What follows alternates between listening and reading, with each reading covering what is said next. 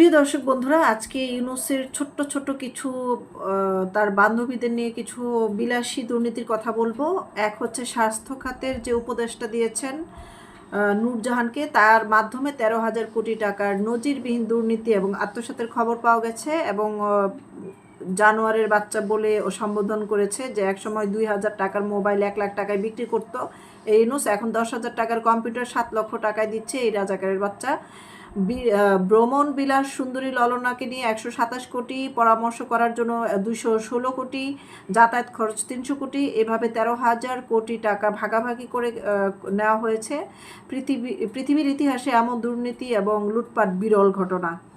তো দেশকে ধ্বংস করতে আসলে ইউনূসের চেয়ে যোগ্য লোক আর আমি দেখি না। ইউনূসই সবচেয়ে যোগ্য লোক, এই বাংলাদেশ নয়, যে কোনো দেশকে ধ্বংস করার জন্য সে এক পিসই যথেষ্ট। ভিডিওটি ভালো লাগলে বেশি বেশি শেয়ার করে দেন।